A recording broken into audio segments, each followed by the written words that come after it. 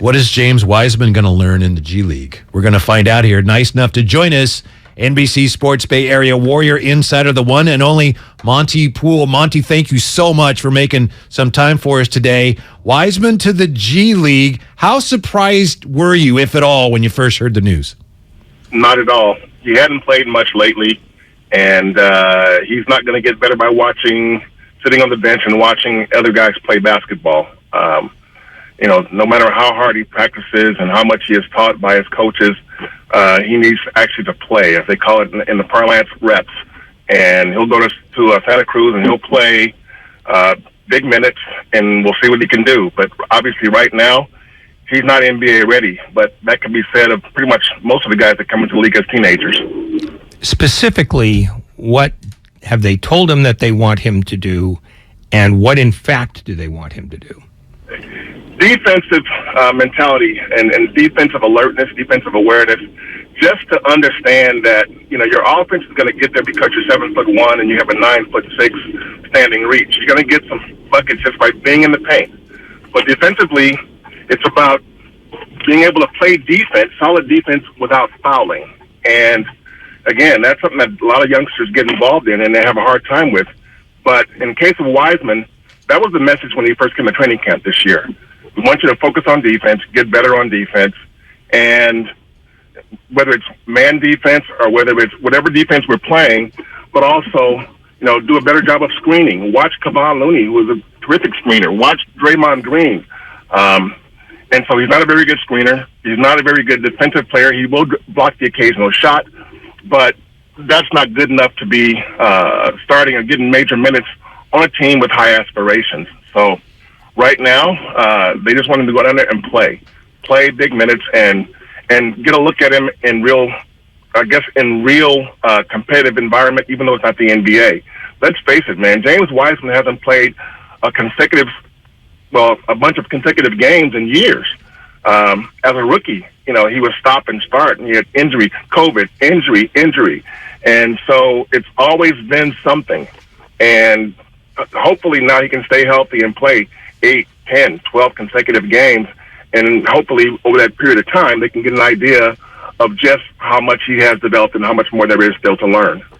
Are they going to send somebody down with him from the coaching staff to monitor him specifically, to get him to do the things they want him to do on a consistent basis? Or are they just trusting the Santa Cruz staff? Yeah, no, I think that's being considered. I don't know if they've actually made a decision on that. But even if so, I think based on at least the early discussions, it was more about maybe somebody going down there but not staying down there. In other words, they'll have somebody watching him as he plays in the games. But I don't think the idea, I don't think the plan is for one person from the staff to be with him the entire time down there. Ryan Rollins is down there too. Patrick is down there. Patrick Baldwin, the junior. So you got 3 guys that are going to be down there. Patrick right now is hurt, but they could send somebody down there, but I don't think it'll be a full-time thing where somebody's going to stay down there and basically babysit Wiseman. Monte Poole's our guest here. You're listening to Damon and Ratto, Whitey in for Damon on 95.7 The Game. I know last night, Monte, San Antonio's not a very good team. They were without their point guard. That said, a one-sided win, a relief for the Warriors. How encouraging were the performances, all things considered, of Kuminga and Moses Moody last night?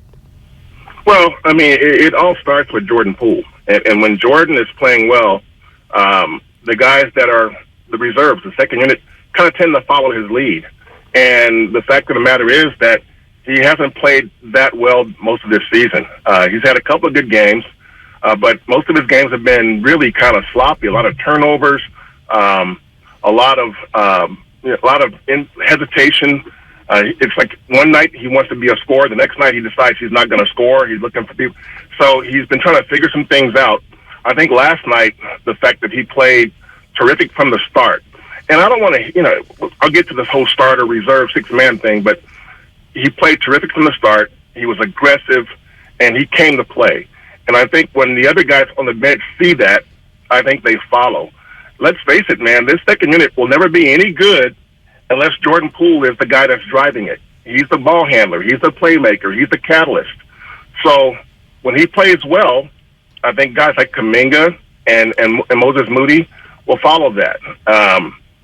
It's almost last night's game kind of devolved into a pickup game at points. It was like, okay, most of it was garbage time, and it's easy to get points and rack up your stats. That said, the bench guys played well against an NBA team, and I don't know if that would have happened if Jordan had struggled. Is the problem, I don't want to go back to Wiseman specifically, but just in general, the young guys, is the problem that they're grasping what they're being told, but they can't apply it consistently? Or is the problem that they're not grasping it to begin with? I think some are grasping it better than others, but applying it consistently has been an issue. Moses Moody probably comes the closest to being able to get it. But the fact, you're looking at guys now, when you draft, the Warriors have drafted 5 teenagers in the last 3 drafts. And it's hard to expect to draft 5 teenagers and roll them out there and say, okay, you guys are the future, let's go to it. They're going to look ugly at times, and they look ugly a lot. And so I think the development staff is doing a pretty good job. I thought last year they did a really good job. But the Warriors still they need more veterans to sort of apply what they already know. Think about this. The Warriors in the past, the bench had guys like Sean Livingston and Leandro Barbosa and David West, JaVale McGee, guys who've been around. Now you're looking at Wiseman, you're looking at Moses Moody, you're looking at Kuminga, you're looking at guys like that, and it's like they can't give you the same thing because they don't have the same know-how, the same level of experience, and just they haven't played 500 games, 1,000 games like some of the other guys had. So it's going to be bad this year because they put them out there, and they've got to at least contribute. And that's why at times this year it's going to look bad. It already has, and there will be more times when it looks bad. It's just that's the way it is, but that's what they're committed to. I know fans want to, let's trade for a veteran guy, let's do this. Yeah, it's great in theory, but the Warriors before last season decided, no, we're going to go all in on the future. And that's why they got the teenagers, and that's why they totally revamped their player development staff. So if they were to have traded for, say, Kevin Durant over the summer, well, KD gets here, all the kids are gone, what's your new development staff going to do? Tell KD what he should be doing? Good luck with that. So they're in it now, and it's hard to get out of that. That's where they are. I don't think it's going to lead to a championship this year, but I think what the Warriors are hoping to see is that the young guys show enough development to where they can conclude that they will be actual productive NBA players. Monte Poole with us here on 95.7 The Game. Last year, Monte, people were just stunned around the league at how well Gary Payton II was playing, and I understand he's close to coming back with Portland.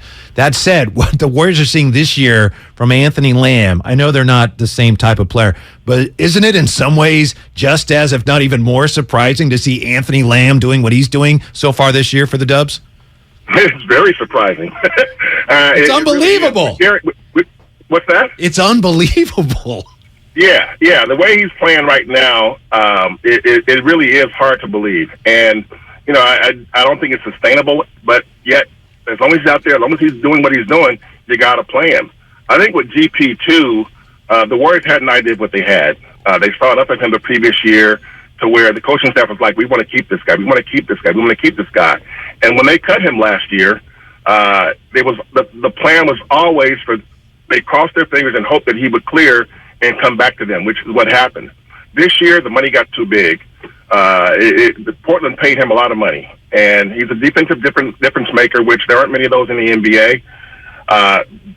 That's why he's not going to be replaceable. What he gives you is not. You can get a good defender. You can get a guy who can be sort of I won't say a lockdown defender, but a guy who can really defend well. But Gary's not just a lockdown defender. He's also a playmaking defensive player. Now, he gets steals, he gets rebounds, he does all the little things that you want a guy to do on defense. And that's in one package at 6'3". So that's just really rare. And now you can see they miss him. They miss Otto Porter Jr., who could stretch the floor, get some rebounds, make some passes, play some defense. It's different. It's different now. Last year they made it all work at the end of the season and went to the playoffs on a roll and ended up winning the whole thing. This year, it's I still think they'll be in the playoffs, but I think they'll look a lot better in March, I think, than they looked in November. But it's going to be a process. And the guys that left after last season, they were veterans who Damian Lee used to always say the same thing. He would say two things. One, stay ready so you don't have to get ready. I know it's an old saying, but he would repeat it. And the other thing is, everybody on this team is not at the same level, but every player, each person has a responsibility to be a star in their role.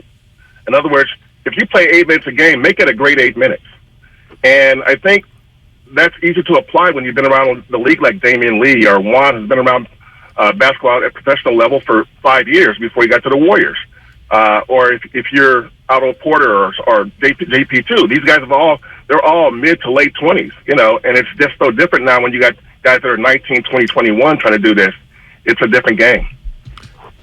Is there any second guessing just privately that maybe the Warriors were too hasty in trying to form this second timeline, and that there might have been ways to make this a more orderly transition? Is anybody sort of looking in the rearview mirror and going, maybe we bit off more than we could chew? Yes. The answer to your question is yes. But they have what they have. I mean, not everybody is unanimous with this being the approach, but the powers that be dictated that this is what we're going to do.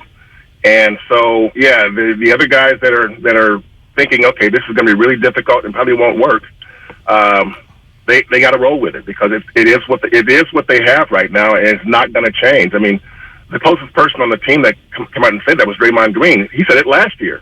He didn't think it was going to work last year. And so now he definitely doesn't think it's going to work. But it's what they have. They got to try and see what they can make with what they have because they've committed to it. There's no backing down now unless you say, well, let's fire the development staff, trade all the young guys, and let's just go with guys that are 30 years and over. That doesn't work either. So it's a really difficult thing to do to try and thread that needle. I don't know that it's been done in a great way. People look at the Spurs. Well, the Spurs have the good fortune to draft a 4-year college player named Tim Duncan to succeed David Robinson.